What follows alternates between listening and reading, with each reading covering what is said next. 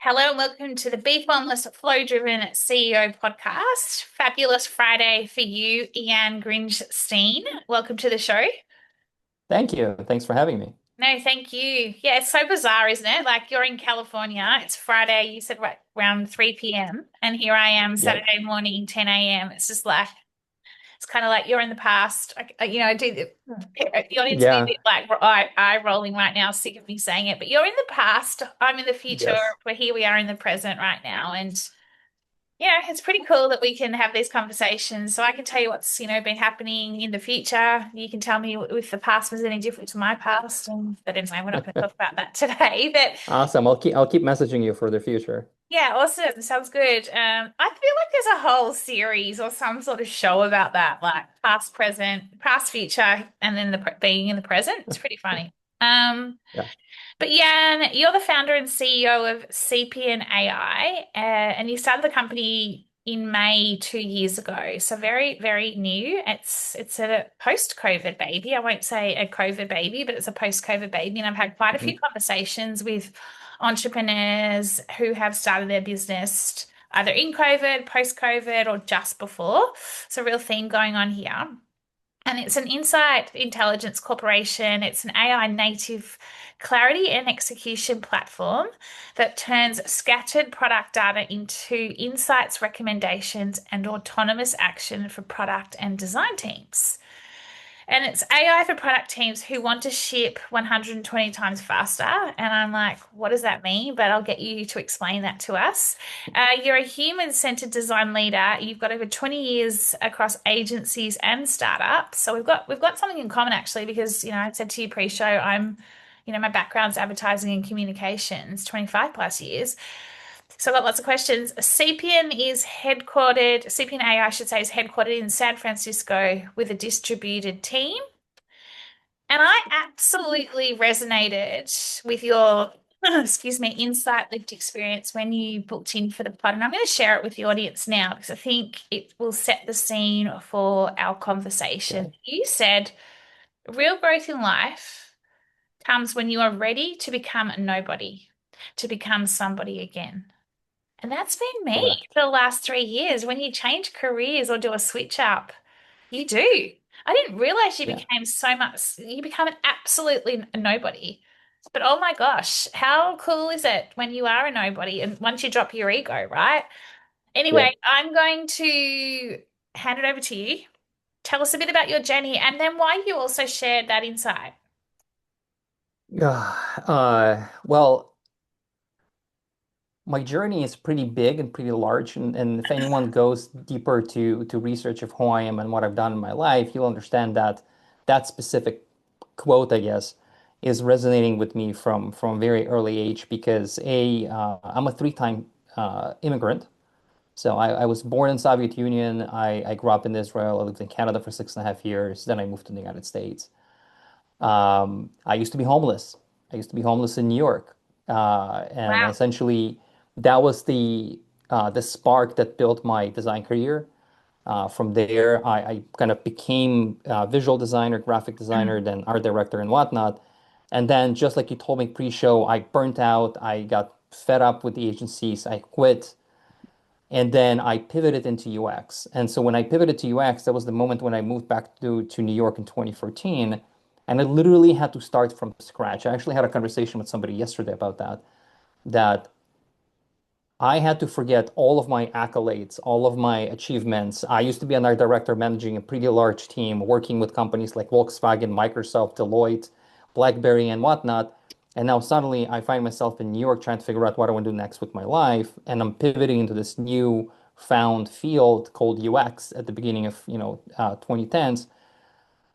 I had to start from scratch in order to enter that field. And so I got an offer from this incredibly tiny 3D printing startup in Brooklyn.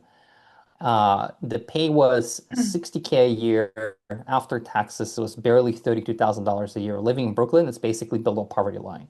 Mm. I was living out of my own savings. I was doing the scrappiest thing you can possibly imagine to yourself. I was the only designer in the team. I used to pull a couple of days in the office straight if I needed to. I worked on different campaigns and what. And so when I gone through that, right, and I rose back to the top of being head of design at different startups and leading startups through acquisitions and whatnot, then eventually, when I left my last role in late 2023, I sit down with my wife and I'm like, I need to figure out what I want to do next because I've done a decade of startups. There are three startups that eventually got acquired because of my work. And now I want to do something else. At first, I wanted to write a book. And somehow that book turned into a startup. But that's another story on its own. Oh my gosh. Wow. Excuse me. Like what a story. I'm going to ask you about the book and another startup Go because for it. but if you don't mind me asking, like three times immigrant and then you just briefly drop that you were homeless in New York. Wow. Yeah. How old were you? Like and how long were you homeless for and how did you move out of being homeless into then like yeah, that would have been much a very challenging time for you. Yes, I was 26. Yeah, right. I was 26. I found myself on the streets of New York. I was homeless for 3-ish months and or 4-ish months, give or take. And then I managed to build a small. So the way I did it is I was a tourist in New York, not a citizen, not even a green card holder or any of that stuff. And so I needed to find somehow to make money, which is kind of illegal because you're not Yeah, supposed to work as a tourist, yeah, yeah. and then sustain myself to bring me to something where I can rent something and then try and build my life in the States. And what I found is at the time, Craigslist was a big thing. I don't know if Craigslist is something that you guys are aware of in Australia. But in the States, Craigslist was probably the most prominent online board, if you will, for jobs, for No, I've never selling heard of it. things, buying things. Mm. It's still around, it's still kicking. It's one of the most fascinating stories in successful business that is kind of like quietly multi-million dollar business that doesn't look like it. But that's again, you can go online, find it. It's an interesting, fascinating story about the guy who built it. And so on Craigslist, I could find really quick cash paying jobs like design a business card, a postcard, I don't know, invitation, a landing page, a banner or whatnot. And so I I would sit at Starbucks. I found that I learned to live on $5.50 a day. I found that at Starbucks I can pay 75 cents for a large cup of tea with endless supply of free honey and water. So that was basically sustaining me throughout the day as my food and drinks. And I would tap into their Wi-Fi using my very bulky HP laptop at the time and pick up these jobs. And so I collected about $3,500 for like a couple of months of doing that. And then I managed to go and find a really crappy basement studio apartment for rent that was 750 bucks, deep into Brooklyn, a really sketchy area. And then for the next half a year, sleeping on the floor and using my coat to cover myself because I had no money for furniture. And so that's how I kind of got myself out of there. But with everything that I've done there, with everything that I've done before that in Canada, I managed to jumpstart my next role where one of the largest New York law firms became my client. And so that's how I blew up, if How you did will. that The next happen? How did you then move into getting one of the largest law firms in New York? Like, was that a serendipitous moment, or was it just that you like approached them? How did that happen? So I didn't approach them. What happened is somebody reached out to me for a project on Craigslist. And they were looking to do invitation, I think, for a wedding, if I remember correctly. And so I did their invitations. They were really impressed with them. Then they reached out to me again to do their poster for their business. And then they came back to me and said, hey, listen, I have a friend that works for this firm. They're just added a new partner and they need to do an entire rebrand of the entire company. Can you do that? Of course I can. I'm not going to say no. No And way. only after that, when we had the conversation, he said, "Here's the name of the company. Go and meet with a few of the partners of the firm. Have a conversation." Then I realized, like, holy crap, they're like the largest personal injury law firm in New York. And Wow. I basically gone through the entire rebrand of the company. I did their branding, I did all of their stationery, I did all of their signage. I did their landing pages, their online advertising campaigns, all of that. How cool. You know what it says to me though also, Jan? It says what the power of community, right? Like if you didn't have that community, what's it called? What did you say it was? Craigslist. It's not a community. It's like an online classifieds. No, That's I know it. it's well, it kind of is in my opinion because an online classifieds it was a community network for you in terms of Yes. it was online classifieds, but here you are homeless at Starbucks, like living off $5 a day, which is insane, and you've got this thing that is holding you together in terms of keeping you afloat, also like just keeping you focused because you're like, I'm not going to be here. I don't want to be here. I need to get out of it. If you hadn't have had that, online, classifieds slash community aspect, like, do you know what I mean? So it's just the power of having something like that to like, keep propping you up if you like. The Right. opportunities just kept coming and you did the work to jump at them.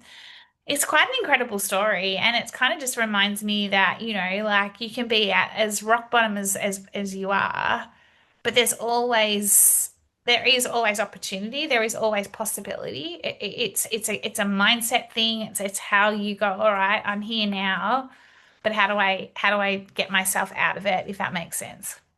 Right. Right. Well, I find uh, I typically find inspiration in movies. That's always been my kind of like the disappearing world. I like to joke when I told a story about being homeless to a very short, small group of people before I went public about it last year. I always like to joke that Will Smith saved my life, and I don't know Will Smith. I promise you that In we're that not movie. friends. But he had a movie Yeah, made called The Pursuit of Happiness, yeah. and I bought a bootleg DVD on the street of New York for like $5, which was super difficult for me because I was like money was very tight. But I had to have it because I really was like in a really dark place. I needed to watch something that would bring me back out. That thing was basically the motivation for me to say that this thing is not going to kill me and I'm gonna make a change. And so Mhm. that's yeah. Yeah. And so now we're here today, right? You started a company Yeah. 2 years ago, and it's Cepien AI. Tell us a little bit about that. Tell us in particular about AI for product teams who want to ship 120 times faster. How did you even, like, no, I shouldn't say even, but how did you come up with this business idea? Like, you said you were writing a book or you were planning to write a book, and that's another. Have you got like two businesses, or is that something that's a side thing? Like, tell us a little bit about these two. Yeah. Um, about 7 or 8 years ago, I was head of design at a cybersecurity company in New York, and we were struggling with some portions of decision making and how to figure out what to build for our customers, for our users, at the same time satisfy our business goals, satisfy our sales motions, and everything else. And so I came up with a process at the time. I didn't call it anything. Later on, I called it the decision-making framework, but it helped us to truly understand what we need to be building for not only our customers but also our users, and at the same time doing everything in compliance, if you will, with the product and business goals. And it proven to be successful. It helped us a lot. It brought in more business. It helped us figure out certain things that eventually led to acquiring companies like Rakuten as one of our customers. And for the next couple of years, during the pandemic, I would say 2019, 2020, I spent a lot of time training and educating other design and product leaders in how to use my framework. I wrote an article about it and then whatnot. And so they were reaching out. And at some point, I got fed up. I got fed up with training people. I'm like, I'm done. I don't want to do this anymore. I'm a mentor. I mentor a lot of designers, but training is not something that I truly enjoy doing. Yeah. And so in 21, that was the first time that I had an idea of writing a book about it and expanding on the framework, making it almost like an instructional book to here it is. Buy the book and go deploy the framework if you want. It didn't happen. 21 came around when I started working on it. I wrote the first chapter. There's another startup that came around asking me to join them. I did. Then while I was there, an AI company out of Seattle came and asked me to join them. I did. And then when I left that company in 23, it was around this time when I left, December of 2023. I told my wife, I'm gonna go back to the book. Like I'm gonna take a year off and I'm gonna write the book. And Focus. she's Yeah. like, yeah, go for it. Like I've been trying for years now. And so I sat down while I was rereading the first chapter that I wrote back in 2021. It kind of started hitting me that hold on a second, I can actually take my framework and turn it into a product with everything that I've learned Yeah. building an AI product for a year and a half to date. And like, no, yeah, I'm gonna actually build this into a product. And so that's essentially how it was born. The idea, if you will, to build this into a product. Very cool. And to answer your question about 120 times faster, I've been challenged on that by a few people. Some people in the product space, some people in the AI space. And it's honestly, it's not that complicated. It's a very simple math, and I'll give you probably the most easiest explanation I can give you. So, um, are you familiar with the story of Sonos or what happened to them early in the year? This year? Yes. No. Oh, maybe. Okay. Remind me, please. So, Sonos launched a new mobile app back late in 2024, and it was such failure that in early 2025 the CEO had to step down. Dozens of people got fired. They announced they're going to miss their revenue by $200 million, and they went into 20 30 million dollar in damage control. Their stock basically plummeted. It was a shit show. And so to me, I got incredibly fascinated of what exactly happened. What have transcribed in Mm. that entire process of decision making in the company that led to such a disaster by at a very beloved brand. Like people love their speakers, people love the brand, they have like a cult following, if you will, right? Yeah, I'm a Sonos girl. Woman, I should say. Here you go. So I became not obsessed, but kind of obsessed to figure out. I wanted to get somebody that either works at Sonos or used to work at Sonos to understand What happened? how did that happen. Yeah. Funny story, my wife and I, so we used to live in New York. We recently moved to California about 4.5 months ago or so. We lived on Long Island, and we went to a farmer's market. And the farmer's market that my wife found, it was a new one, and we got lost. We got lost and we ended up at some sort of like a retirement facility. Now, walking out of that retirement facility, realizing that it's not the farmer's market, I'm seeing a guy walking the direction of the door wearing a jacket with Sonos logo on it. And so I approached the guy and I'm like, "Do you work at Sonos?" He's like, "No, I haven't." And I'm like, "I have to talk to you." And so he essentially said he used to work at Sonos. He recently left like a year and a half or two before prior to the whole fiasco. So we connected that way. He also got lost. He was looking for the same farmer's market, got lost with his son. We reconnected then on a Zoom call. And the things he told me the way, and to my luck, he was the former director of project management in the company that is essentially responsible for decision-making process in the organization that deciphers data from raw into actual insights. Yeah, right. So I spent probably a couple of hours with the guy on a call and I learned something really fascinating. So let's take Sonos as an example. What I've learned there is that they have about 20, 25 people, and it takes about a week, which is around 40 hours, give or take, to go from raw data to actual insights. So essentially from data living in a bunch of different places to here's the things we need to concentrate on, and here's recommendations we need to be building in our products. Now, if you take that, and I'm not going to take 20 people, just take 40 hours of going from raw scattered data to actual insights. Our product does it in 10 minutes. So that's where 120 times faster comes in. Wow. Do you not think that all these situations you've had are serendipitous? Like in terms of like call it luck, call it what you will, like, but it's for me, it's like being in the right time, the right place. Like I don't know, like there's something I'm a little bit spiritual. I believe in like the universe and things happening and like, following your nudges and all that sort of stuff. Like, I'm all about being, an inside out leader, that sort of thing. And some people might call it woo woo, but it's not woo woo for me. It's more just that, here you are. having these situations where you're, curious, you're exploring, you've got that beginner's mindset going on in terms of like, how does this come together? And the next thing you meet someone in Sonos, it's like when you, for example, I have just been seeing eights everywhere, like the number eight, like everywhere. Hmm. And I'm just Right. like, and I know it's a pattern thing as well, but it's just like sometimes they just pop up like crazy stuff. Like my credit card, for example, is all like a lot of eights. Hmm. Just little different things. And I mean, that's a weird example, but do you know what I mean? Like you just kind of go, oh, Oh, there's a sign here. Something is telling me. I always think that it's a sign that I'm on the right path. Do you know what I mean? Like I feel like when I'm getting these little signs, and surely when you got this Sonos sign, it's like, oh, there's this here. This is I'm on the path here. I need to keep pursuing this. you're 100% right.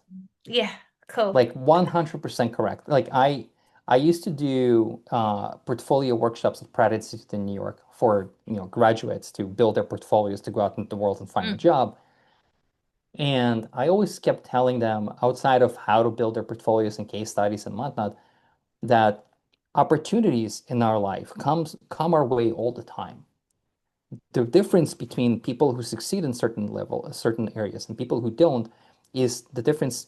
Do you recognize them and you jump on them, or you do not, or you do and you do not, right? So some people see certain things coming their way and they don't even recognize that's an opportunity. They'll see it, oh, just another something happened to me, whatever. I'm just gonna move yeah, on to my whatever, right? To me, being an immigrant, being formerly homeless, one of the things that I always found is I always look for cues. Always. It's like a subconscious thing that yeah, like,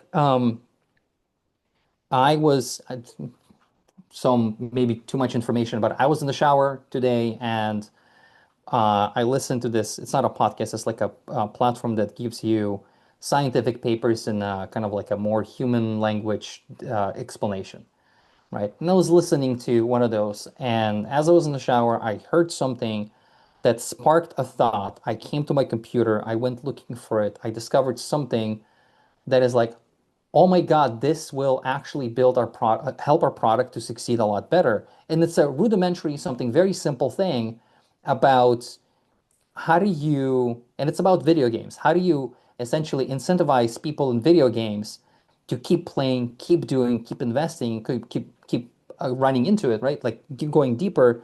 And essentially the reward mechanism of every single thing you do, it's like a then you have 20 points, then you have 10 points, then you have whatever, 50 points. I'm like, I can apply this to our product because we're going live with our product publicly next year in January. And so we can apply that to potentially incentivize people to continue using the product that we're building and taking something from a video games and applying to an enterprise level B2B, if you will, AI product. yeah, it's true. And it's also just about for me exactly what you're talking about. Like it's intuition, right? Following it's you're in the shower and there's nothing wrong with talking about being in the shower because I sometimes get my best ideas when I'm in the shower. It's almost like when you're stepping away, it's the ability to be ruminating on good things, not bad things, like having like this non-time. And when you're I call it, that non-time when you're like in the Right. shower and and then all of a sudden something pops into your head, you're like, oh yeah, I got to pursue that. Yep. I got to follow that. It's that innate ability. But for me, it comes back to being interconnected within yourself. When you are fully connected, mind, body, soul, sort of thing. Anything is also possible as well. Like when you're like, it's not an outside in way of thinking and being and doing. It's actually an inside out way. And I really do think that in entrepreneurialism and leaders of today and leaders of the future, we need more of that because if we Right. just listen to everybody else, when you've got these incredible ideas and it's almost like just all these different pieces of the puzzle are just coming together. But I Hmm. also think it takes a bit of being patient, which hasn't always been my best. I haven't always been patient. And then when you are, like versus forcing, it naturally comes together as well. Yes. You have to. I had a conversation with somebody about all of this yesterday, and one of the things that I do like to say to people is set goals, not plans or timelines. Because when you set goals without assigned timelines to them, you have you allow yourself to try to aim for that goal regardless of how long it's going to take you. Yeah. So it can take you 2 months or it can take you 2 years, but if you're committed to that and if you're going there and if you're persistent, it will happen. Yeah, absolutely. Couple of final questions for you. I feel like I could talk to you for hours, and I feel like I've got all these spin-off podcasts. I'm like, I want to have this like series with you and this one. But tell me, what do you, knowing we're, at the year end, what are you seeing as the biggest opportunity for entrepreneurs in the world we're in right now? Obviously, AI revolution. Your company's an AI native. It's clarity. It's execution. It's a clarity execution platform. Yeah, what do you, I mean, we've talked a fair bit about this, but what are you seeing as the biggest opportunity for entrepreneurs slash leaders heading into, the next year ahead? In what sense? I guess what they need more of to succeed, like to, and I don't want to call succeed like just being successful, if you like, I guess it's more. It's not easy being an entrepreneur. You have your good days, your bad Yeah. days, your hard days, your indifferent days. You've just talked about, having goals, not timelines, sort of thing. What do you think people need from the inside out to be able to be an entrepreneur? Wow. That's a big question. Um,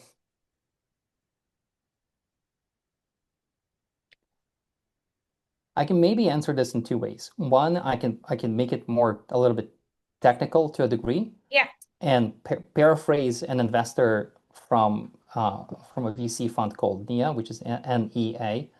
I was at an event and it was like the last panel on the event, and she got a question to what you just asked me.